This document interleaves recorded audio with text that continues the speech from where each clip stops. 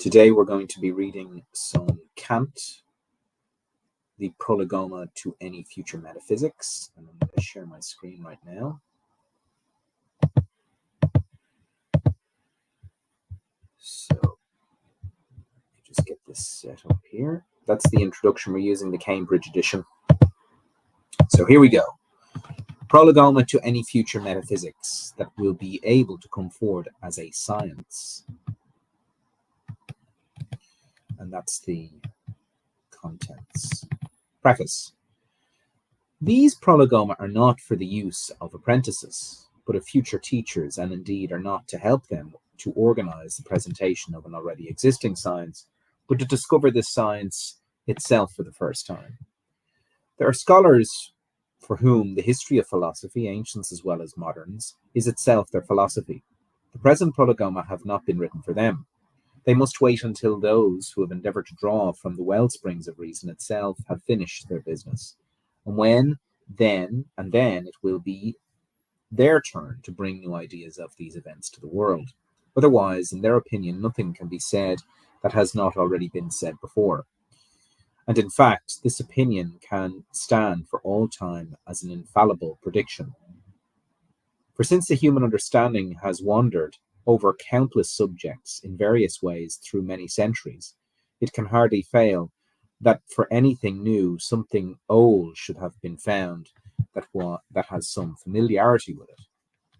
My intention is to conceive all of those who find it worthwhile to occupy themselves with metaphysics that it is unavoidably necessary to suspend their work for the present, to consider all that has happened until now as if it had not happened, and before all else to pose the question, quote, whether such a thing as metaphysics is even possible at all, end quote. If metaphysics is a science, why is it that it cannot, as other sciences, attain universal and lasting acclaim?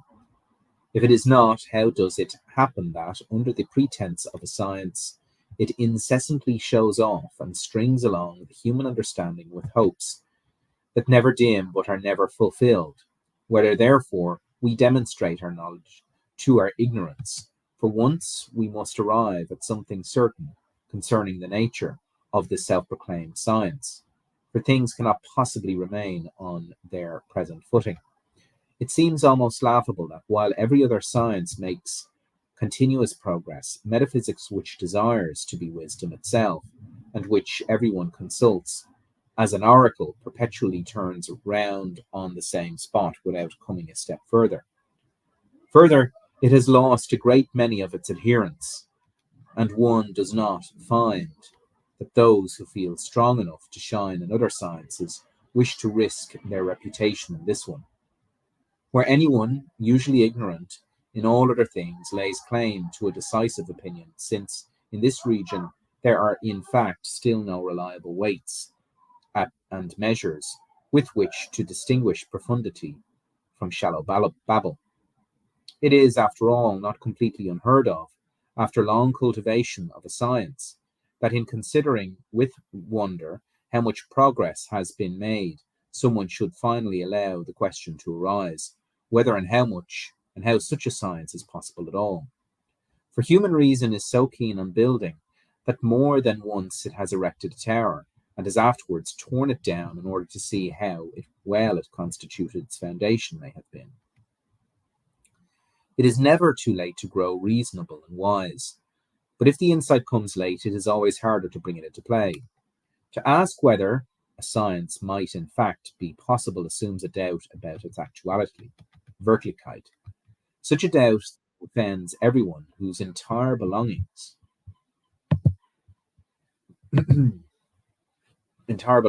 may perhaps consist in this supposed duel. Hence he who allows this doubt to develop had better prepare for opposition from all sides. Some, with their metaphysical compendia in hand, will look down on him with scorn, in proud consciousness of their ancient and hence ostensibly legitimate positions. Others, who nowhere see anything that is not similar to something they have seen somewhere else before, will not understand him, and for a time everything will remain as if nothing at all had happened that might yield fear or hope of an impending change. Nevertheless, I venture to predict that the reader of these prolegoma who thinks for himself will not only come to doubt his previous science, but subsequently will be fully convinced that there can be no such science unless the requirements expressed here, on which its possibility rests, are met. And as this has ever yet been done, that there is as yet no metaphysics at all. Since, however, the demand for it can never be exhausted,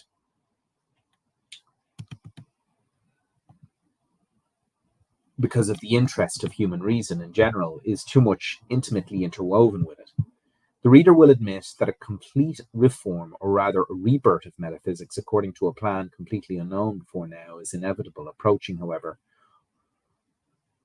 much it may be resisted in the meantime.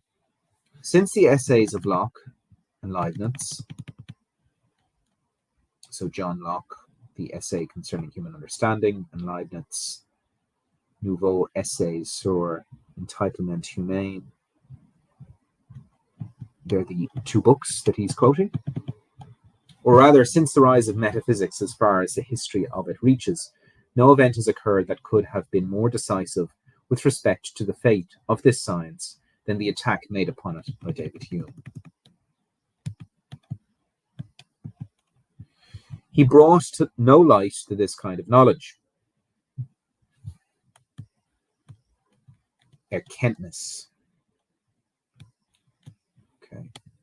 But he certainly struck a spark from which a light could well have been kindled, if it had hit home some welcoming tinder whose glow was carefully kept going and made to grow.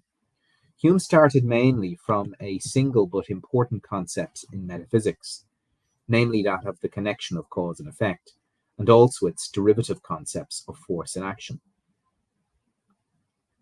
and called upon reason, which pretends to have generated this concept in her womb, to give him an account of by what right she thinks that something could be so constituted. If it is possessed, something else necessarily must thereby also be posited. For that is what the concept of cause says.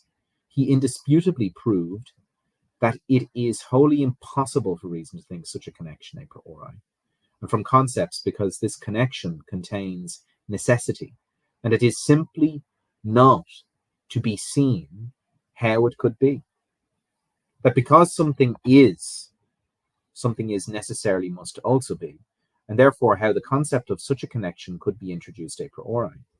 From this he concluded that reason completely and fully deceives herself with this concept, falsely taking it for her own child, when it is really nothing but a bastard of the imagination, which, impregnated by experience and having brought certain representations under the law of association, passes off the resulting subjective necessity, habit, for an objective necessity from insight, from which he concluded that reason has no power at all to think such connections, not even merely in general, because its concepts would then be bare fictions, and all of its cognitions allegedly established a priori, which would be nothing but falsely marked ordinary experience, which is so much as to say that there is no metaphysics at all, and cannot be any. So let's read this star asterisk here. All the same, Hume named this destructive philosophy itself metaphysics, and placed great value on it. Metaphysics and morals, he said, quote, are the most important branches of science. Mathematics and natural science are not worth half so much, end quote. The acute man was, however, looking only to the negative benefit that curbing the excessive claims of speculative reason would have in completely abolishing so many endless and continual conflicts that perplex the human species. He meanwhile lost sight of the positive harm that results if reason is deprived of the most important vistas, from which alone it can stake out the will, the highest goal of the will's endeavors. And let's go back up here. As premature and erroneous as his conclusion was, nevertheless it was at least founded on inquiry, and this inquiry was of sufficient value that the best minds of his time might have come together to solve, more happily if possible, the problem in the sense in which he represented it, from which a complete reform of the science must soon have arisen. But fate, ever disposed towards metaphysics, would have it that Hume was understood by no one. One cannot, without feeling a certain pain, behold how utterly and completely his opponents, Reid, Oswald, Beattie, and finally Priestley, so these are part of the Scottish common sense school,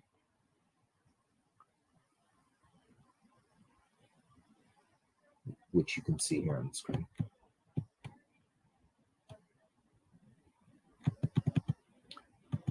And also, there was just a footnote in number 5 here. Kant considered the overextension of empirical concepts to be a threat to the idea of freedom and hence to morality. So we'll keep that in mind. So Reid, Oswald, Beattie, and finally Priestley missed the point of his problem and misjudged his hints for improvement, constantly taking for granted just what he doubted and conversely proving with vehemence, more often than not with great insolence, exactly what it had never entered into his mind to doubt, so that everything remained in its old condition as if nothing had happened. The question was not whether the concept of cause is right, useful, and with respect to all cognition of nature indispensable, for this Hume had never put in doubt. It was rather whether it is thought through reason a priori, and in this way has an inner truth independent of all experience, and hence also a much more widely extended use that is not limited merely to objects of experience. Regarding this, Hume awaited enlightenment. The discussion was only about the origins of this concept, not about its indispensability in use. If the former were only discovered, the conditions of its use and the sphere in which it can be valid would already be given. In order to do justice to the problem, however, the opponents of this celebrated man would have to penetrate very deeply into the nature of reason so far as it is occupied solely with pure thought, something that did not suit them. They therefore found a more expedient means to be obstinate without any insight, namely the appeal to ordinary common sense. Let's see, 7. So the words translated as common sense include the German root for Verstand, or understanding, and notice that that is different to Vernunft, which is reason. It is, in fact, a great gift from heaven to possess right, or as it has recently been called, plain common sense. But it must be proven through deeds, by the considered and reasonable things one thinks and says, and not by appealing to it as an oracle when one knows of nothing clever to advance in one's defence. To appeal to ordinary common sense when insight and science, I think this is Wissenschaft, yes indeed it is, run short and not before, is one of the subtle discoveries of recent times, whereby the dullest windbag can confidently take on the most profound thinker and hold his own with him. So long as a small residue of insight remains, however, one would do well to avoid resorting to this emergency help. And seen in the light of day, this appeal is nothing other than a call to the judgment of the multitude, applause at which the philosopher blushes, but at which the popular wag becomes triumphant and defiant. I should think, however, that Hume could lay just as much claim to common sense as Beattie, and on top of this, to something that the latter certainly did not possess, namely a critical reason, which keeps ordinary common sense in check, so that it doesn't lose itself in speculations, or if these are the sole topic of discussion, doesn't want to decide anything, since it doesn't understand the justification for its own principles, for only so will it remain sound common sense. Hammer and chisel are perfectly fine for working raw lumber, but for copperplate, one must use an etching needle. Likewise, sound common sense and speculative understanding are both useful, but each in its own way. The one when it is a matter of judgment, that find their immediate application in experience. The other, however, when judgments are to be made in a universal mode, out of mere concepts, as in metaphysics, where what calls itself, but often, pour antiphrasane, by way of expression through the opposite. Sound common sense has no judgment whatsoever. I freely admit that the remembrance, so the German word Erinnerung can mean memory or remembrance, as shown here, or it can mean reminder, admonition, or warning. Kant uses the term in both ways. Thus, his words here need not imply a specific act of remembering Hume's work, but may simply be invoking Hume's admonition or warning about the use of causal concept in traditional metaphysics. I freely admit that the remembrance of David Hume was the very thing that many years ago first interrupted my dogmatic slumber and gave a completely different direction to my researches in the field of speculative philosophy. I was very far from listening to him with respect to his conclusions, which arose solely because he did not completely set out his problem, but only touched on part of it, which, without the whole being taken into account, can provide no enlightenment. If we begin from a well-grounded, though undeveloped thought that another bequeaths us, then we can well hope, by continued reflection, to take it further than it could the sagacious man whom one has to thank for the first spark of this idea. First spark of this light. So I tried first whether Hume's objections might not be presented in a general manner, and soon found that the concept of the connection of cause and effect is far from being the only concept through which the understanding thinks connections of things a priori. Rather than metaphysics consists wholly of such concepts.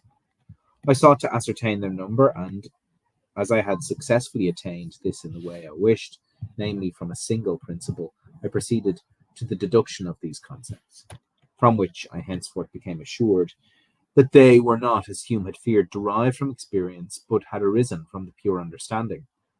This deduction, which appeared impossible to my sagacious predecessor, and which had never even occurred to anyone but him, even though everyone confidently made use of these concepts without asking what their objective validity is based on. This deduction, I say, was the most difficult thing that could ever be undertaken on behalf of metaphysics.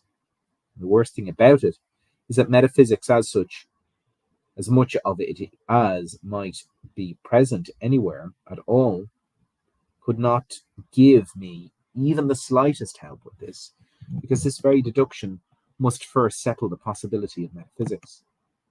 As I had now succeeded in the solution of the Humean problem, not only in a single case, but with respect to the entire faculty of pure reason, I could therefore take sure, if still always slow, steps forward, finally determining completely and according to the universal principles the entire extent of pure reason with regard to its boundaries as well as its content, which was indeed the very thing that metaphysics requires to build its system according to a sure plan.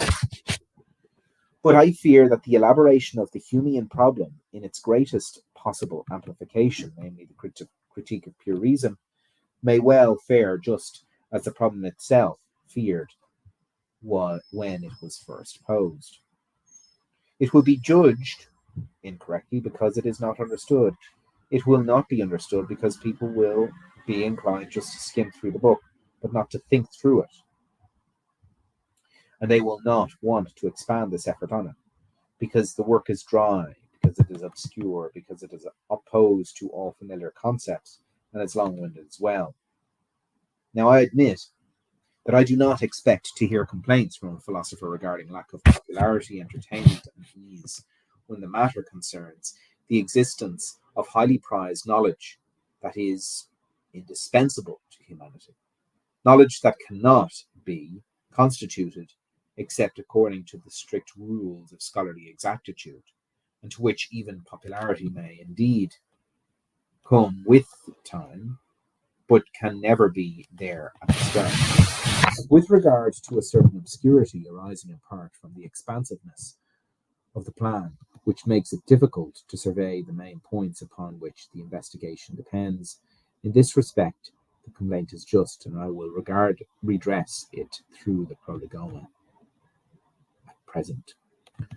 The previous work, which presents the faculty of pure reason, in its entire extent and boundaries, thereby always remains the foundation, to which the Prolegoma refers only as preparatory exercises. For this critique must stand forth as science, systematic and complete to its smallest parts, before one can think of permitting metaphysics to come forward, or even of forming only a distant hope for metaphysics. We have long been accustomed to seeing old, threadbare cognitions newly trimmed by being taken off their previous connections and fitted out by someone in a systematic garb of his own preferred cut, but under new titles.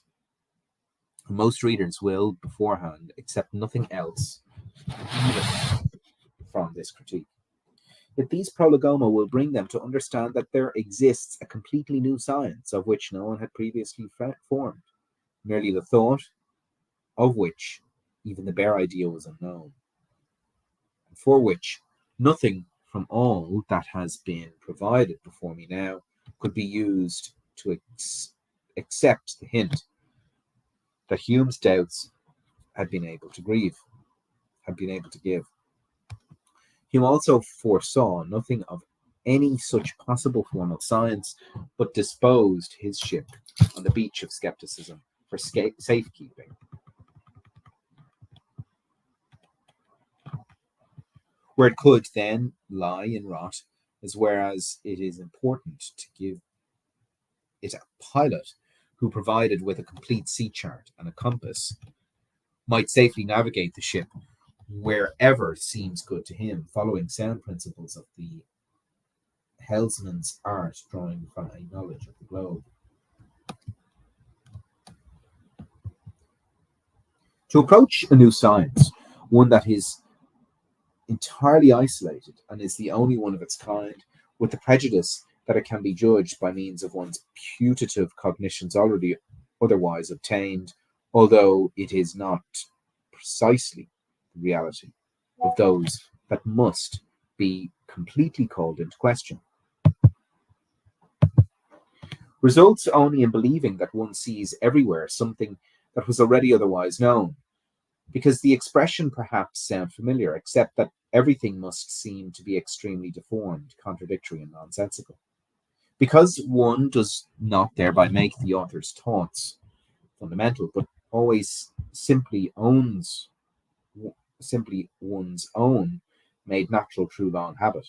Yet the consciousness of the work, insofar as it is rooted in the science itself and not in the presentation and the inevitable dryness and scholastic exactitude that result, are qualities that indeed may be extremely advantageous to the subject matter itself, but must, of course, be detrimental to the book itself.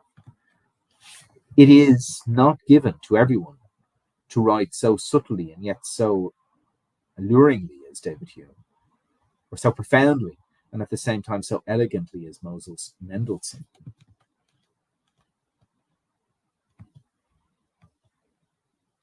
But I could well have given my presentation popularity, as I flatter myself, if all I had wanted to do was to sketch a plan and to commend its execution to others, and had I not taken to heart the well-being of the science that kept me occupied for so long, for after all it requires was great perseverance, and also, indeed, not a little self-denial, to set aside the enticement of an earlier favourable reception for the expectation of an admittedly later but lasting approval. Okay, let's finish this up. To make plans is most often a presumptuous, boastful mental preoccupation through which one presents the appearance of creative genius, in that one requires what one cannot himself provide, censures what one cannot do better, and proposes that one do not know how to attain oneself, though merely for a sound plan, for a general critique of reason, somewhat more than might be expected would already have been required if it were not, as is usual, to be merely a recitation of pious wishes. But pure reason is such an isolated domain within itself, so thoroughly connected that no part of it can be encroached upon without disturbing all the rest, nor adjusted without having previously determined for each part its place and its influence on the others. For since there is nothing outside of it that could correct our judgment, within it the validity and use of each part depends on the relation in which it stands to the others. The purpose of any member can be derived only from a complete concept of the whole. That is why it can be said of such a critique that it is never trustworthy, unless it is entirely complete down to the last elements of pure reason, and that in the domain of this faculty one must determine and settle either all or nothing. But although a mere plan that might precede the critique of pure reason would be intelligible, undependable, and useless is by contrast all the more useful of it comes after. For one will thereby be put in the position to survey the whole, to test one by one the main points at issue in this science, and to arrange many things in the exposition better than could be done in the first execution of the work. Hence there is such a plan subsequent to the completed work which now can be laid out according to the analytic method, whereas the work itself absolutely had to be composed according to the synthetic method, so that the science might present all of its articulations as the structural organization of a quite peculiar faculty of cognition. In their natural connection, whoever finds this plane itself, which I send ahead as prolegoma for any future metaphysics,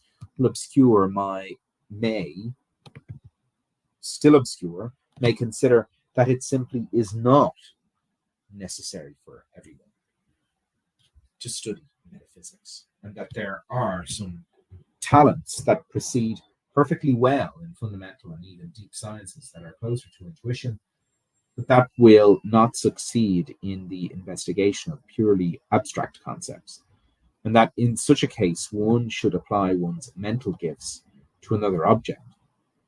That whosoever undertakes to judge or indeed to construct a metaphysics must, however, thoroughly satisfy the challenge made here, whether it happens they accept my final solution or fundamentally reject it and replace it with another, for they cannot dismiss it. And finally, that the much decried obscurity of cloaking for one's own indolence or dim-wittedness has its issues as well, since everyone who with respect to all other sciences observes where a silence speaks matter fully and boldly passes judgment in questions of metaphysics, because here, to be sure, their ignorance